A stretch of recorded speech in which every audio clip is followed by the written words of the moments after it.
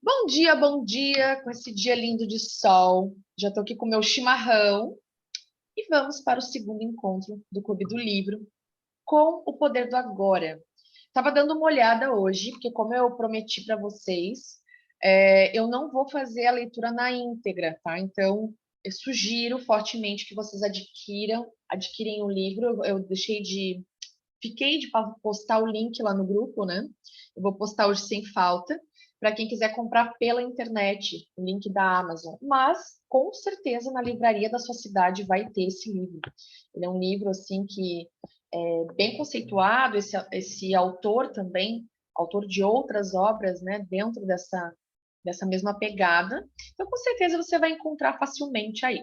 Até para você ir acompanhando. Então, eu sugiro que você leia ele na íntegra, porque aqui a gente vai fazer assim, um compilado das informações pontuais mais profundas, né, para a gente debater e fazer um estudo mesmo, tá? Então, a gente parou no primeiro encontro, onde eu fiz a leitura inicial, a introdução, falamos, né, lemos um pouco sobre a história do Eckhart Tolle. O Eckhart, deve ser assim que fala, não sei, como que ele chegou nesse momento até escrever o livro, né, dessa elevação espiritual, se tornando aí um guru, um mentor, um guia espiritual de muitas pessoas ao redor do mundo. Então, a gente pegou essa primeira parte, começamos o primeiro capítulo, que é Você Não É a Sua Mente. E como ficou extenso, eu estava lendo na íntegra, né, até para a gente se habituar, eu não li ainda o livro, estou lendo com vocês, tá? A gente parou na metade do primeiro capítulo, então hoje eu vou dar continuidade, tá? Então, já peço desculpas pelo barulhinho, eu moro bem na rua principal aqui, então vai ter barulhinho, o pessoal fazendo suas coisas, tá? Mas eu acredito que vai dar para escutar. E qualquer coisa vocês vão comentando aqui no chat para mim, para quem está ao vivo comigo no Zoom. Então vamos lá.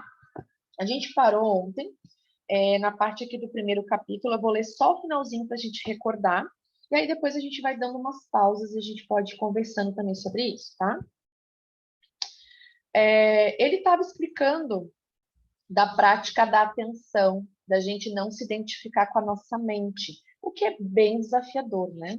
Todos os dias a gente acorda, a nossa mente já começa meio que programando o dia inteiro. Todas as coisas que a gente precisa resolver, todas as situações com que a gente precisa conversar, e aí a gente fica muito preso na mente, ou preso no passado ou no futuro. Dificilmente a gente consegue entrar num estado de presença total, no aqui, no agora. Ele falou, inclusive, né, como seria se a gente estivesse lavando a louça, tomando um banho, fazendo qualquer atividade e estivesse realmente ali, sentindo o gosto da comida quando está ali se alimentando, e sentindo as percepções do corpo físico, quais são as sensações dos sentidos, o que reverbera nos seus pensamentos, nas suas emoções, quando você está ali presente fazendo a sua atividade. E é algo que eu convido vocês, porque eu fiz isso na terça mesmo, eu comecei a ficar em alerta nesse sentido, de ficar o tempo todo vigiando o que eu estava fazendo e se eu estava presente com aquilo que eu estava fazendo. E aí, quando eu fui dormir, eu tentei fazer aquela meditação, né, mas sem música, nada, em parar a minha mente, silenciar a minha mente, e foi uma experiência, vou dizer para vocês, eu nunca tinha experimentado. E eu já venho introduzindo a meditação, o silêncio, escutando músicas, né, para silenciar um pouco a mente há bastante tempo. E eu nunca tinha sentido o que eu senti, foi bem interessante. Então, também é um convite para que a gente vá exercitando tudo que vem, ele vai mostrar aqui para a gente no nosso dia a dia. Eu tenho certeza que vai fazer é, milagres na vida da gente. Então, eu conto com vocês. Então, vamos lá. Ele continuando aqui no texto, né, falando da gente observar o pensador, que é exatamente isso que eu estava falando, a gente observar a gente mesmo, o que a gente anda pensando, e aí ele continua aqui. Portanto, o passo mais importante na caminhada em direção à iluminação é aprendermos a nos dissociar das nossas mentes. Todas as vezes que criamos um espaço no fluxo de pensamento, a luz da nossa consciência fica mais forte. Um dia você pode se surpreender sorrindo para a voz dentro da cabeça, como se sorriria para as travessuras de uma criança. Isso significa que você não está mais levando tão a sério o que vai pela mente, pois o seu interior não depende dela. E para quem está acompanhando no livro, eu estou na página 24, vou entrar na página 25 agora. Então, mais uma parte aqui. Iluminação. Elevando-se acima do pensamento. E vem uma questão aqui, porque é um livro de perguntas e respostas, um compilado de questionamentos que ele foi aí trazendo em todos os seminários, as palestras e tudo mais, as pessoas que ele veio a trazer esse método, né, falar sobre o poder do agora, e serviu também como guia espiritual de muitas pessoas. Ele fez esse compilado e um livro, então, de perguntas e respostas. Então, tem uma pergunta aqui. O pensamento não é indispensável para sobrevivermos neste mundo? Ótima pergunta, né? Aí ele responde: nossa mente é um instrumento, uma ferramenta. Está ali para ser usada em uma tarefa específica e depois ser deixada de lado. Sendo assim, eu poderia afirmar que 80 a 90% dos pensamentos não só são repetitivos e inúteis, mas por conta de uma natureza frequentemente negativa, são também nocivos. Observe sua mente e verificará como isso é verdade. Essa atitude causa uma perda significativa de energia vital. O que ele quer dizer aqui? Se a gente parar para prestar atenção nos milhões de pensamentos que todos nós temos ao longo do dia, 80 a 90% deles, além de repetitivos, são destrutíveis para a gente, são inúteis. Por quê? A gente criou essa identificação com a mente e, infelizmente, a gente acaba indo sempre para os lugares dos problemas, sempre para o lado negativo. Sempre que a gente vai pensar sobre algo, a gente espera e mentaliza e pensa o pior cenário.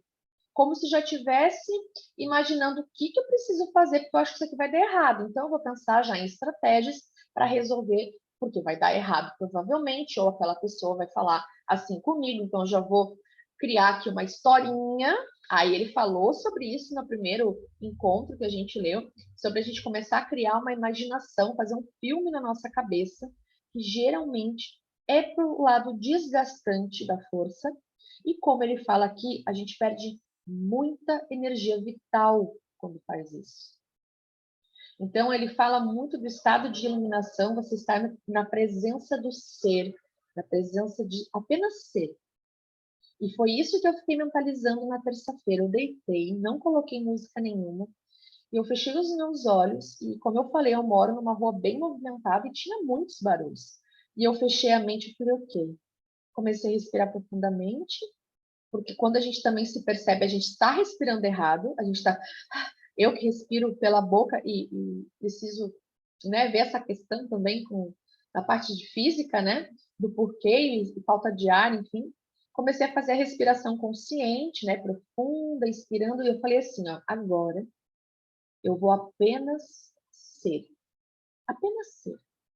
E aí eu parei de pensar, e quando eu queria vir um pensamento dizendo, não, eu apenas estou, apenas sou. E aí eu comecei a perceber todos os barulhos à minha volta. E eu ali, como se fosse só uma observadora. Foi incrível. Eu comecei a sentir uma sensação, assim, uma energia na minha cabeça, como se a minha cabeça estivesse expandindo. Foi bem interessante. E aqui ele fala, quando a gente está identificado com a mente, a gente não percebe, a gente está 80% a 90% de todos os pensamentos pensando coisas que são destrutivas para nós, gastam a nossa energia, e às vezes, gente, depois comenta aqui comigo, se é assim com vocês também, a gente tem a sensação de quando chega no final do dia, a gente está exausto, exaurido. Aí tu para pensar, mas eu não estou exaurida fisicamente, né? Eu sentei, fiz meu trabalho, né? Fiz as minhas coisas, mas exaurido de tanto pensar, de tanto articular coisas para resolver, de tanto gastar tempo pensando em como resolver uma solução, né? Resolver um problema, como trazer uma solução para o problema. Então a gente está totalmente fora, né? A nossa mente vagando por mundos e fundos em todos os lugares e a gente não está sendo o agora, a gente não está vivendo o momento presente. E ele fala mais. Esse tipo de pensamento compulsivo é, na verdade, um vício. A gente cria o hábito de pensar demais, né? Criar aquele tumulto mental. O que caracteriza um vício? Simplesmente não termos mais a opção de parar. Quando nós percebemos, estamos tomados. A gente tem mania de falar, né? Eu, né, tô trabalhando a parte de cuidar mais de mim, né? Não é fácil, gente, porque a gente cria vícios de como ser, como agir, como comer, como tudo, né? Cria um hábito, né? Fica um vício ali de se comportar, né? E aí, às vezes eu vou lá, eu quero comer um doce, por exemplo, não quero acordar cedo para me exercitar, né? Por exemplo, eu falo assim, é mais forte do que eu. E a nossa mente faz o quê, gente? Começa a dar todas as opções bem interessantes, inclusive, para que a gente não levante da cama, para que a gente fique no quentinho porque está chovendo lá fora, para que a gente diga assim, eu trabalhei tanto, eu mereço um docinho. Eu trabalhei tanto, eu vou gastar para comer um sushi, para fazer alguma coisa. E aí a gente perde para a mente. A gente está totalmente deixando a mente nos controlar. E se eu não me engano, ele falou sobre isso no primeiro capítulo, no início do primeiro capítulo. A gente dá poder para nossa mente nos controlar. Porque nós estamos totalmente fora do nosso eu, do nosso ser integral, né? Do ser presente. Muito interessante aqui. Então, o vício simplesmente é quando a gente não consegue mais parar. O vício parece mais forte do que nós, foi o que eu acabei de dizer. Proporciona ainda uma falsa sensação de prazer, um prazer que quase sempre se transforma em sofrimento. E não raras as vezes, quando eu sintonizo com a mente, eu dou voz a ela, que diz, é só um doce, você trabalhou tanto, você está tão cansada.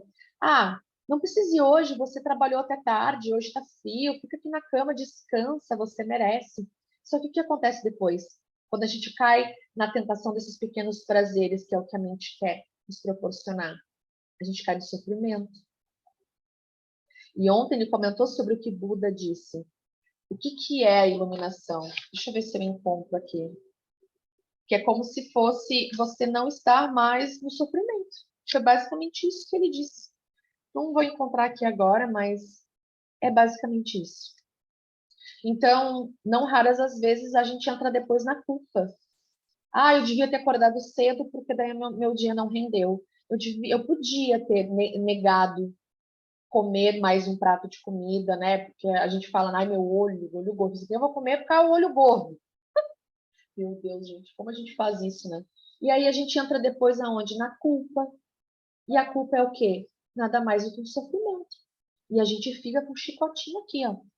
E aí a gente fica no sofrimento. Só que daqui a pouco, quando a gente vê, quando a gente não está presente, a nossa mente de novo nos leva para o mesmo lugar, do vício.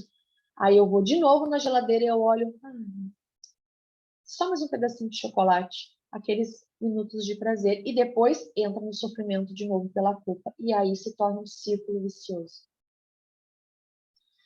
Mais uma pergunta. Por que temos de ser viciados em pensar? E ele responde, porque estamos identificados com esse processo, já que a percepção do eu interior tem origem no conteúdo, na atividade das nossas mentes. Acreditamos que deixaríamos de existir se parássemos de pensar. E a gente associa a vida ao pensamento, né? Toda a minha vida, ela é criada, ela é a partir daqui, né? Que a gente associa a mente, está aqui, né? Na cabeça, no cérebro, tudo mais. No processo de crescimento, construímos uma imagem mental de nós mesmos, baseada em nosso condicionamento pessoal e cultural. Podemos chamar isso o fantasma pessoal do ego. Consiste em uma atividade mental e só pode ser mantido através do pensar constante, da repetição. A palavra ego tem sentidos diferentes para pessoas diferentes, mas aqui significa um falso eu interior, criado por uma identificação inconsciente, que é algo que a gente não tem controle, ele vem inconsciente com a mente. O que ele quer dizer? Ainda fala aqui, para o ego, o momento presente dificilmente existe. Então, o ego, aqui, né, é uma identificação com o falso eu interior. O que é esse falso eu interior? É aquela imagem né? Que nem ele fala, o fantasma pessoal do ego, aquela imagem que a gente cria de nós mesmos, baseado na educação, na cultura, como a gente foi educado, como a gente foi criando as experiências, como as pessoas foram nos moldando com relação a como é ser uma esposa, como é ser mãe, como é ser uma empreendedora, como é ganhar dinheiro, como é gastar dinheiro, como é fazer, como não é fazer, como é se vestir, como é se comportar. E a gente vai se identificando com isso, que é inconsciente, porque ele fala aqui repetitivo. E a gente molda o eu que é falso. E aí a gente cai nisso, a gente se identifica com esse falso eu interior, que a gente criou a partir das nossas experiências, a partir das crenças limitantes, dos padrões que a gente foi criando ao longo da nossa vida, né? De todas as etapas, desde a fase da infância, ali adolescência, fase adulta. Por quê? Aí o ego, como ele falou, dificilmente ele existe no presente. Para o ego, dificilmente a gente está no aqui e no agora. A gente vive de passado, a gente vive idealizando o futuro, entende? Por isso que é importante a gente estar na presença do ser, porque aí você não sintoniza mais com esse falso eu que foi criado, muitas vezes até para se proteger, né, das coisas, né, através dos traumas que a gente vivenciou. Só que a gente se afasta de nós mesmos. Chega uma hora que a gente já não se reconhece mais. E eu estou passando por essa fase de desconstrução do falso eu que eu criei. Porque eu olho no espelho e não me reconheço. Eu digo, eu não sou essa pessoa. Eu me percebo tendo padrões de comportamentos e eu percebo, eu não sou isso aqui. E aí eu estou em busca de me encontrar, de encontrar a minha essência. Por isso que eu acho que nada é por acaso, estar fazendo o Clube do Livro com o Poder do Agora faz parte, ressoa, sintoniza, é um sinal do universo. Agora você está pronta para esse livro. Agora você está pronta para o conteúdo que está aqui, que é, já que você está buscando, né? Não se identificar mais com esse falso eu interior. Mas vamos lá. Bom, vou pular essa parte aqui e vou para a página 28 para quem está acompanhando, que fala assim: emoção, a reação do corpo à mente. Pergunta: e quanto às emoções? Elas me dominam muito mais do que a minha mente. Ó, outra identificação aqui, a gente sintoniza, né? É dominado às vezes muito mais pelas emoções que a gente está tendo, né? Do que às vezes por um pensamento. Porém, o que ele responde? A mente, no sentido em que emprega o termo, não é apenas pensamento. Ou seja, a mente não é só pensamento. Ela inclui as emoções, assim como todos os padrões de reações mentais e emocionais inconscientes. O que é padrões de reações mentais e emocionais inconscientes? Vem de encontro com o que eu estava falando. Nós criamos um modelo de um falso eu, onde, sei lá, a gente está condicionado através, né, do que a gente foi educado em casa, por exemplo, com relação a dinheiro. E aí, quando chega alguma coisa nesse sentido do financeiro, da abundância, de ser próspero, de ter o carro dos sonhos, a casa dos sonhos, os móveis dos sonhos, a máquina de lavar e secar que a gente estava falando, o que que acontece? A gente tem um padrão de reação com isso. Por quê? Por conta daquele falso eu, por conta das crenças, o que nos falaram sobre ser rico, que o rico é aquele que tira dos pobres, que é o corrupto, que é bom só ter o que basta mesmo, não é de Deus você ser rico, né? Você ser próspero. E aí a gente começa a ter reações mentais, que é pontos de vista sobre isso, e reações emocionais também, inconscientes. A emoção nasce no lugar onde a mente e o corpo se encontram. Olha como está presente com o nosso corpo também. É a reação do corpo à nossa mente, ou, podemos dizer, um reflexo da mente no corpo. Quantas vezes a gente, por exemplo, passou por um trauma, uma experiência que foi bem dolorosa para nós, foi triste, né? E quando a gente se percebe numa situação em que é parecido com aquilo que a gente vivenciou, porque o nosso corpo guarda memórias de tudo.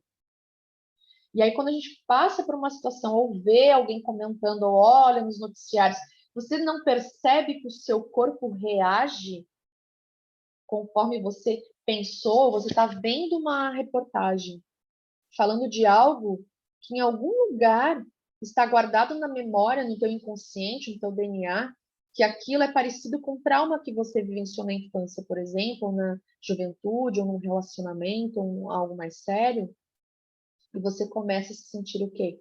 Muitas vezes começa o coração a acelerar, você começa a se sentir ansioso, porque você volta para aquela memória, você conecta, e aí é a reação do corpo à mente, ao pensamento, ao que você viu. E aí ele trabalhou aqui, encontrou aquela memória e você começa a ter reações no seu corpo. Por exemplo, um pensamento agressivo ou hostil vai acumulando aos poucos uma energia no corpo. A raiva. O corpo está se preparando para lutar. Já a ideia de que nos encontramos sob uma ameaça física ou psicológica faz com que o corpo se retraia, o que é a manifestação física daquilo que chamamos de medo.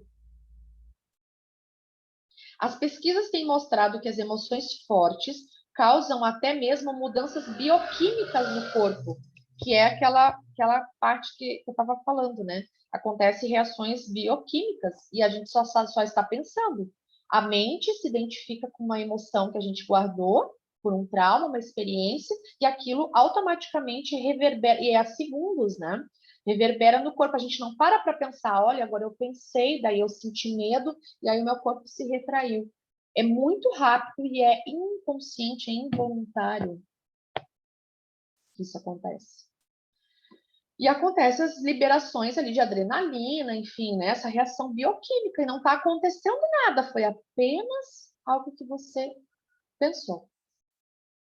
Em geral, não temos consciência de todos os nossos padrões de pensamento. Como eu falei, é inconsciente. A gente não tem consciência dos padrões com relação a dinheiro, com relação a como ser mãe, como criar os filhos, como cuidar da empresa, enfim. A gente tem só um padrão ali de crenças, por conta de experiências e coisas que foram nos ensinando, a gente moldou aquilo ali e a gente não tem consciência, a gente vai agindo. É como se fosse indo no automático. Só é possível trazê-los à consciência quando observamos nossas emoções. E eu também estou entrando na prática disso. Quando eu me percebo que eu estou com uma emoção, eu começo a me questionar, mas por que eu estou sentindo isso? Eu tento primeiro dar um nome para essa emoção. É uma tristeza? Não. Vamos dizer, uma angústia? E eu tento identificar essa emoção e perceber se o que eu estava pensando antes de identificar essa emoção, de perceber que eu estava angustiada, o que eu estava pensando? Será que foi uma criação padrão inconsciente no meu pensamento que gerou uma emoção e automaticamente reverberou no meu corpo físico? Porque a gente sabe, quando a gente está triste, angustiado, a gente sente algo. Cada um sente, às vezes, um lugar diferente, mas geralmente nessa região aqui do chakra cardíaco, né? Aqui no peito, tipo, uma angústia, a gente até se retrai. Quanto mais identificados estivermos com o nosso pensamento, com as coisas que nos agradam ou não nos agradam, com os nossos julgamentos e interpretações, ou seja, quanto menos presentes estivermos como consciência observadora, mais forte será a carga de energia emocional, tenhamos ou não consciência disso. Então, se a gente não para observar a emoção que a gente está tendo, que está vindo de um pensamento, que está reverberando no corpo físico, se a gente não está presente, ele fica uma carga muito forte e é onde nos desvitaliza, é onde nos tira nossas forças e é onde a gente depois não consegue nem parar para organizar os pensamentos para tomar decisões assertivas, para tomar decisões de algo que aquilo que ele falou. Se a gente não sabe nem o que nos agrada, nem o que a gente quer, não sei nem o que eu quero. Porque eu estou com a minha mente tão confusa, eu nem sei o que eu quero, não sei nem o que pensar. Às vezes a gente faz isso, a gente para pensar sobre isso. Né? Então, quanto menos presentes nós estivermos, mais forte isso vai nos dominar e mais estragos vai fazer com a gente. Vai nos desvitalizar. E automaticamente, tirando a nossa força, a nossa energia vital, a gente acaba depois, e não fala aqui, mas eu, como terapeuta holística e e lido muito com essa parte de somatização, em mim, inclusive, né? A gente somatiza para o corpo físico, daí cria doenças, desconfortos e tudo mais. Se você não consegue sentir as suas emoções, se as mantém à distância, terminará por senti-las em um nível puramente físico, que eu acabei de dizer, como um sintoma ou uma doença, ou um problema físico. Foi o que eu acabei de dizer. Então, se a gente não consegue sentir a emoção, identificar, ver onde está esse padrão de pensar, de sentir desse jeito, se a gente não identifica isso, vai vir no nível físico. Aí a gente vai parar para olhar. Porque quantas vezes a gente para só para perceber que algo não está bem quando o corpo aponta? Porque o corpo fala com a gente. Uma febre é sinal de que algo não está muito bem. O nosso corpo é inteligente e ele fala com a gente o tempo inteiro. E a gente não está presente. Não está presente. E a gente, sabe o que acontece? Que vem para mim agora, e porque eu me identifico com isso, a gente se acostuma com a dor. A gente se acostuma com o desconforto no corpo físico. A gente sabe que algo na nossa vida não está bem. E talvez seja porque a gente está criando essa identificação com a mente, ou porque a gente está tão afastado da gente que a gente não sabe mais nem o que a gente quer, que a gente só vai vivendo no automático. E aí o corpo fala, o corpo fala, o corpo grita, o corpo dá sinais. E a gente, depois eu vejo isso. É só uma enxaqueca, vou lá tomar um remédio, no outro dia enxaqueca de novo. E geralmente é porque a gente já está aqui, ó, desvitalizados os nossos chakras superiores, que trabalham muito a parte mental. Vai dar o quê? Dor de ouvido, dor na garganta, rinite, sinusite. Pode também dar algum problema no olho, nos olhos, na visão, dor de cabeça, aquela sensação de pressão, de peso, aqui também nos ombros, toda essa parte. A gente acha que é normal, a gente se acostuma com o sofrimento e isso tem que acabar, tá? É um combinado entre nós aqui. Ó, daí ele dá uma ideia aqui. Se você tem dificuldade de sentir suas emoções, comece concentrando a atenção na área de energia interior do seu corpo. Sinta o seu corpo lá no fundo. Que é isso? Escute ele. Corpinho, o que você quer falar para mim? O que essa dor quer me mostrar? Eu converso com o meu corpo e eu quero tentar usar isso mais vezes quando eu estou no ciclo menstrual. Quando eu estou com muita cólica, eu ponho a mão assim, né, na região e eu fico assim, corpinho. O que você quer mostrar para mim? O que tem? Porque muitas vezes pode ser até traumas que estão ali no útero. Sabia, gente? A gente tem, olha, tem muito mais coisas entre nós, nossa essência, nossa alma e o nosso corpo, a gente não faz ideia. Então, não precisa a gente ser perito de entender todas as dores e as somatizações do corpo, como livros que falam do corpo fala, né? Que o nosso corpo fala. E que toda doença e desconforto tem ligação com alguma emoção. Não precisamos ser peritos nisso. Mas se a gente começar a criar uma comunhão com o nosso corpo, intuitivamente, ele vai nos falar. Se a gente começar a prestar atenção nos pensamentos que vêm com relação a esses sinais que o corpo está dando, se identificar com o nosso ser, eu apenas sou, estou, e não identificar com, é uma doença grave, meu Deus, e agora, e não sei o que, já, sempre pro lado negativo, né? Então, se a gente começar a entrar em comunhão com o corpo, a gente vai entender as nossas emoções, a gente vai entender o que está causando essa emoção. É uma experiência negativa, a gente sintonizou com alguma experiência do passado, e aí é mais fácil da gente se curar. É mais fácil de encontrar um diagnóstico, uma cura. E aí a gente precisa de ajuda, né? Porque muitas vezes sozinho a gente não consegue. Só da gente falar tudo isso aqui, já pensar, meu Deus, é muita coisa para lidar. Mas você não precisa fazer isso sozinho. Para isso existem pessoas para te dar a mão, para te orientar, né? Tem muitas coisas também na internet, coisas ricas, muitas informações, né, que você pode estar acessando. Mas busque ajuda, busque sua rede de apoio. E aqui ele fala, né? Aprofundarei o assunto mais adiante. Então vamos para a página 30, vou pular uma parte aqui. Mais uma pergunta. Então, observar nossas emoções é tão importante quanto observar os nossos pensamentos? Sim. Habitue-se a perguntar o que está acontecendo com você nesse exato momento. Essa questão indicará a direção certa, mas não analise, não tenta racionalizar, apenas observe. Só observe. Concentre sua atenção dentro de você, não fora. Sinta a energia da emoção. Gente, olha, vamos praticar, hein? É um desafio, porque a gente vai ter que lidar com estar presente e sentir, muitas vezes, emoções negativas, né? Emoções que não são gostosinhas da gente parar para olhar, né? E às vezes é isso que a gente mesmo afasta inconscientemente, né? Por sobrevivência. Não quero sofrer, acaba sofrendo, né? Mas eu não quero sofrer, então eu não quero olhar para essa dor. Eu não quero olhar para essa angústia.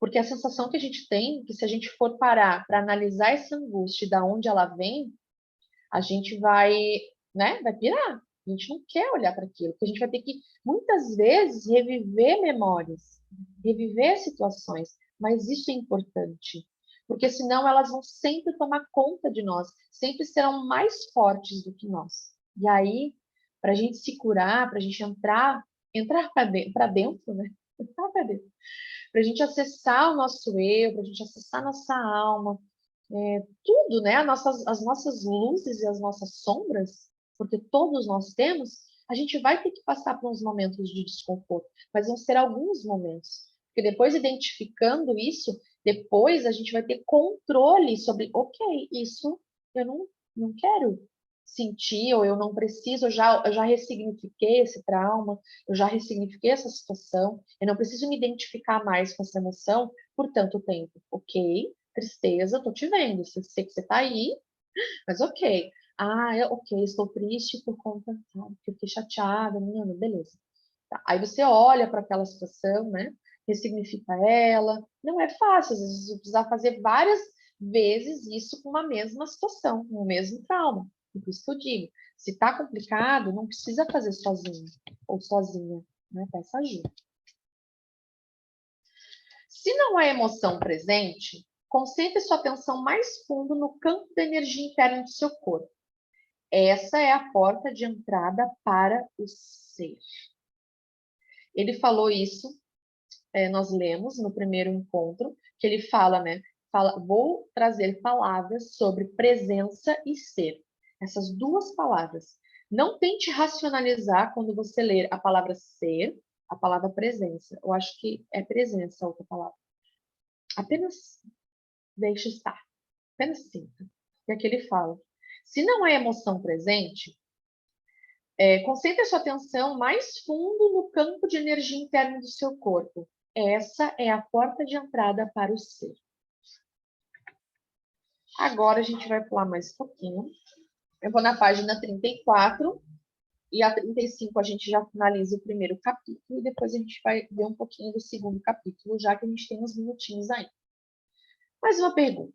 Buda diz que a dor ou sofrimento surge através de desejos ou anseios, e que para se libertar da dor é preciso romper as amarras do desejo. E ele responde: todos os anseios nascem da busca da mente por salvação ou satisfação nas coisas externas e no futuro, como substitutos da alegria do ser. Vou fazer a pergunta de novo e vou ler só essa parte. A resposta dele é grande. Tá? Mas olha só. Buda diz que a dor ou sofrimento, eles surgem através dos nossos desejos, das nossas vontades, dos nossos anseios. E que para se libertar da dor, do sofrimento, é preciso romper as amarras do desejo. Aí o que ele responde? Todos os anseios, vamos botar aqui, toda a vontade de ter algo, eu quero um relacionamento perfeito, eu quero uma conta bancária abundante, eu quero uma, sei lá, prosperidade no meu trabalho, eu quero o carro tal, eu quero a casa na praia, eu quero. São desejos, são anseios, tá? Aí ele responde assim: todos os anseios nascem da busca da mente por salvação ou satisfação, pequenos prazeres achando que a felicidade vai estar aonde? Nas coisas externas e no futuro, como substitutos da alegria do ser. De novo, quando eu tiver dinheiro, eu vou ser feliz. Quando eu tiver o meu guarda-roupa do jeito que eu quero, eu vou me sentir poderosa. Quando eu te perder meus 30 quilos que eu quero, aí eu vou me sentir linda, maravilhosa. Ou seja, está sempre fora, está sempre com coisas, está sempre com desejos de algo ou alguém e no futuro. E isso substitui, né, a alegria de apenas ser. E aí eu lembro daquela frase: primeiro seja para depois ter. Primeiro seja feliz com o que você já tem, com o que você já é agora. Para depois, quando você tiver, você vai continuar sendo feliz. Porque a gente tem essa ilusão, como eu falei agora, de que vai ser feliz, vai se sentir realizado, pleno, confiante, corajoso, poderoso, no sentido de autoconfiança, né? Autoestima, quando a gente ser alguém diferente do que somos, quando tivermos coisas diferentes das que a gente tem. Só que é uma ilusão, porque se eu não sou feliz agora, quantas pessoas já passaram por isso? Quantos de nós já passamos por isso? Eu vou ser feliz quando eu tiver um iPhone. Não é iPhone, tá? Mas quero, estou cocriando. Mas se eu não ser feliz, me sentir plena e abundante e satisfeita e grata com o Samsung que eu tenho, quando eu tiver o iPhone, vai ser minutos de satisfação. Ah, tá. No segundo dia, tá, beleza. Queria tanto iPhone, e daí depois que comprou o iPhone, parece que, tá, agora eu sinto de novo aquele vazio, não estou me sentindo completa. Mas eu vou me sentir completa quando eu comprar o carro tal. E aí a gente compra o carro tal, passa uns dias, passa uns momentos daquela euforia, daquela idealização de felicidade, satisfação quando tiver aquela coisa. E aí a gente de novo volta para o lugar de dor e de sofrimento. Tá fazendo sentido, gente? Para mim tá super, tá? Muito me identifico com isso.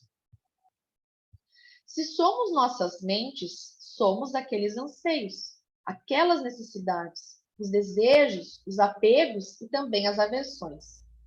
Fora deles, não existe o eu, exceto como uma mera possibilidade, um potencial não preenchido, uma semente que ainda não germinou.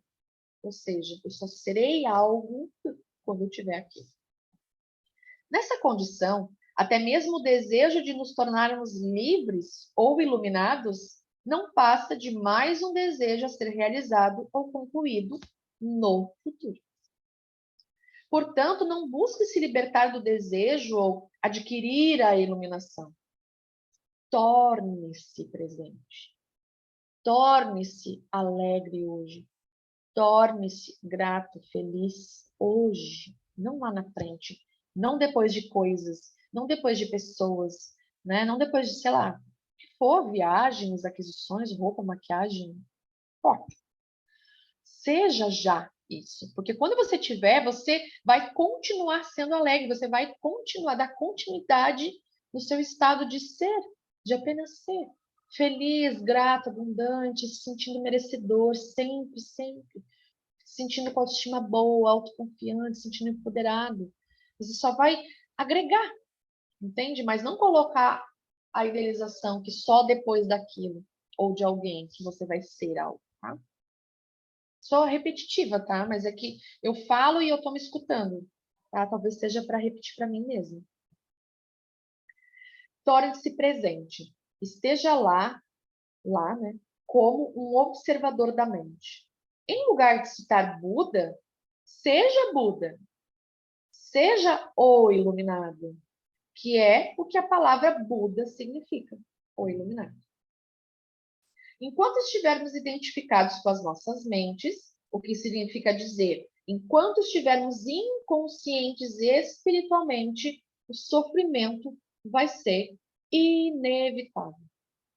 Refiro-me aqui ao sofrimento emocional, que é também a causa principal do sofrimento físico e da doença. E é o que a gente falou agora há pouco. Sofrimento emocional. Porque a gente sofre, porque a gente quer ter as coisas, a gente quer suprir uma dor, um vazio, a gente quer sanar aquela dor, a gente quer sanar a realidade que a gente está vivendo, a gente queria que mudasse tudo. Queria que no estalar de dedos, né, isso resolvesse. E aí a gente entra num sofrimento muito grande. E esse sofrimento, lembra, ele nos desvitaliza, ele tira as nossas forças. Então, como a gente vai ter força sozinhos? Né, de conseguir se reerguer, de não se identificar mais com essas emoções, sabe? Eu acho que é através dessa consciência, disso que a gente está fazendo agora, de compreender, de estudar, de internalizar isso de algum modo, porque eu acho que todos nós temos esses momentos de identificar com as nossas emoções, entrar num looping de emoção que dói na alma, porque a gente se identifica com ela, ou porque tem algo ali que a gente não olhou, tem algo ali que a gente talvez não aprendeu, sabe?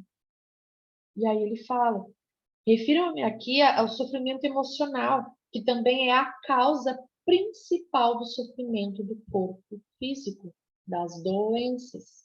A gente não resolve mágoa, não resolve, né, rancor, angústia, arrependimentos, culpa, falta de perdão, falta de acolher a nós mesmos, a gente vai somatizar em doenças. Nós, isso sendo consciente ou não, e nós aceitando isso ou não, ou nós acreditando nisso ou não. É. O ressentimento, o ódio, a autopiedade, a culpa, tudo que eu estava falando, eu nem tinha lido ainda. A depressão, o ciúme, até mesmo uma leve irritação são formas de sofrimento. Porque você que está sentindo. Às vezes está com raiva de alguém, a pessoa está lá, vivendo a vida dela. E é responsabilidade dela o que ela faz. Não está no nosso controle. Como ela age, como ela pensa, como ela trabalha, como ela ganha dinheiro, como ela vive, como ela tem o relacionamento dela, como não importa. Quem é que está sofrendo quando a gente está com raiva dessa pessoa, com inveja, com ciúme, com a gente? Aí, como a gente querer envenenar uma pessoa, né? A gente está tomando o próprio veneno. Quem sofre somos nós. Quem fica doente com isso somos nós. Então, muitas vezes, a falta do perdão, por exemplo, para alguém, a gente entra numa resistência, e eu estou falando isso por experiência própria, que levei mais de 6 anos, que a gente leva uma vida. Tem gente que leva vidas, reencarnações, e não consegue perdoar, e tá tudo bem. Mas eu fiquei 6 anos sofrendo, achando que eu estava resistindo, porque se eu perdoasse, é como se eu estivesse dando o gostinho da vitória para aquela pessoa. Olha que doido. Só que quem sofria? Eu. Quem estava doente? Quem entrava em depressão? Quem começou a comer compulsivamente? Quem começou a engordar compulsivamente? Quem começou a virar, se desconectar de si mesmo com isso? A ponto de se olhar, se perceber com tudo que faz, age e aceita, de dizer assim, eu não sou isso. Só que você ficou tanto tempo presa no sofrimento de uma emoção ruim, né? Então, assim, eu levei anos para entender que o perdão não é uma libertação para a pessoa, para ela, tá bom. É uma libertação para a gente. É um ato de amor próprio. É um ato de, cara, se eu liberar isso de mim, a minha vida vai fluir, a minha vida vai ser mais feliz, né? Tipo, é isso, sabe? Vai ser mais leve. E foi o que aconteceu. Eu chegava a sonhar com isso. Pessoas vinham nos meus sonhos e Daisy, se tu não perdoar de coração, a tua vida não vai fluir. E assim, não era a vida, né? Sim, não, algumas coisas não iam. Por quê? Porque a gente atrai aquilo que a gente está sintonizado. Se eu estou sintonizada na falta do perdão, na raiva, o que que eu vou atrair? O que que o universo vai entender? O universo ele não escolhe, essa pessoa é ruim, então eu não vou entregar isso aqui para ela. Essa aqui é boa, eu vou dar isso aqui. Ela tá emanando raiva, mas ela é tão boazinha, vou dar umas alegrias assim para ela, vou dar um emprego bom, vou dar, sabe? Não. Ele apenas entrega aquilo que a gente pede. E o que a gente pede muitas vezes é inconsciente, é mais dor, mais sofrimento, mais raiva, mais falta de perdão, mais culpa, né? Vamos lá. E qualquer prazer ou forte emoção contém em si a semente do sofrimento. é o inseparável oposto que se manifestará com o tempo. Vamos de novo. O ressentimento, o ódio, a autopiedade, a culpa, a raiva, a depressão, o ciúme e até mesmo uma leve irritação são formas de sofrimento. E qualquer prazer ou forte emoção contém em si a semente do sofrimento. É o inseparável oposto que se manifestará com o tempo. E para finalizar o primeiro capítulo aqui, ele continua. Quem já tomou bebidas alcoólicas ou drogas para ficar alto, né, ficar alegrinho, sabe que o alegrinho, o alto, se transforma em baixo, que o prazer se torna uma forma de sofrimento. A maioria das pessoas também sabe, por experiência própria, como uma relação íntima pode se transformar de modo fácil e rápido de fonte de prazer em fonte de sofrimento. Questão de minutos. Vistas de uma perspectiva mais ampla, tanto a polaridade negativa quanto a positiva são lados de uma mesma moeda. São partes de um sofrimento que está oculto e inseparável do estado de consciência identificado com a mente. Existem dois níveis de sofrimento. O que você cria agora e o que tem origem no passado, que ainda vive em sua mente e no seu corpo. Existem dois níveis de sofrimento.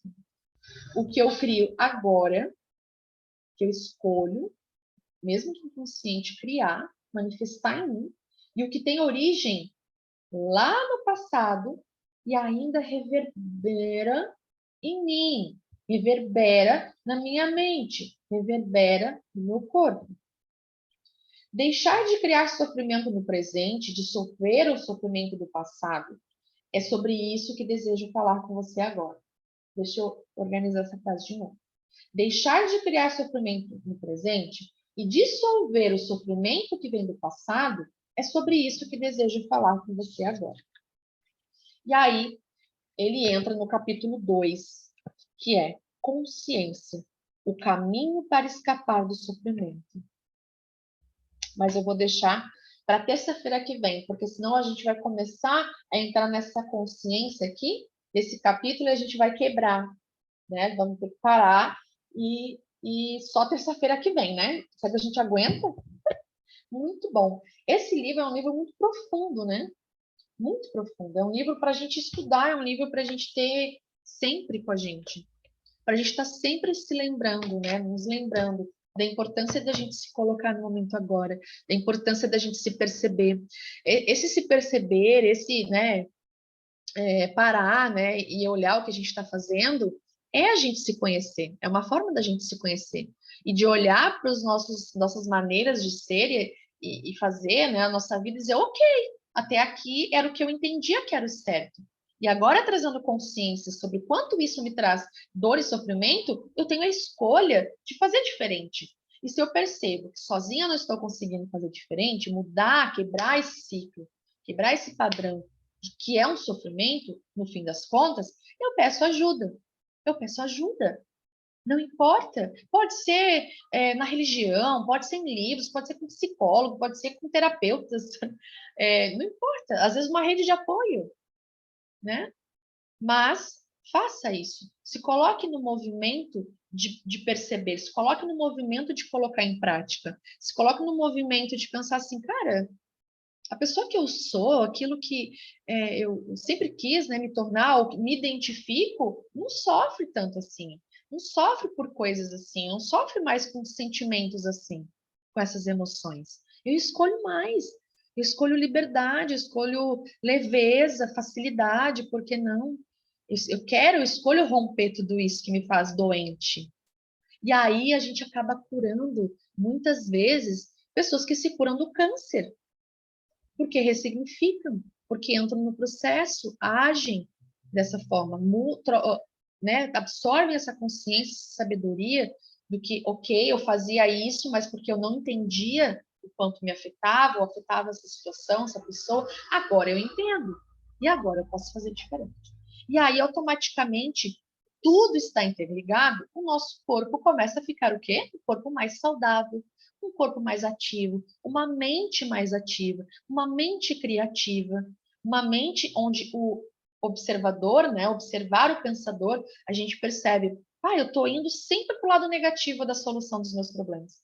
E como seria eu mudar isso? Eu olhar para uma perspectiva diferente. E vai treinando, e vai treinando. E logo você consegue treinar a sua mente e o seu cérebro para fazer as conexões que você escolhe. Porque não é a mente mais que vai te controlar. Você vai dizer, mente, eu estou observando. E não me identifico com isso aqui. Eu me identifico com o outro lado. Da facilidade, da alegria, da diversão, da felicidade, da saúde. É isso, gente. Muito obrigada. Vocês que estão aqui comigo ao vivo, aqui no Zoom, você que assistiu até o final aqui na gravação do YouTube, coloca aqui nos comentários o que você achou. Contribua também, né, para todas as pessoas que vão assistir os vídeos, contribua aqui, conte como está sendo para você essa experiência de se perceber, né, fazendo algumas coisas aí que agora você escolhe fazer diferente, enfim, essas partilhas, essas trocas são muito ricas e eu sou grata por isso. Gratidão, meus amores. Até terça-feira que vem.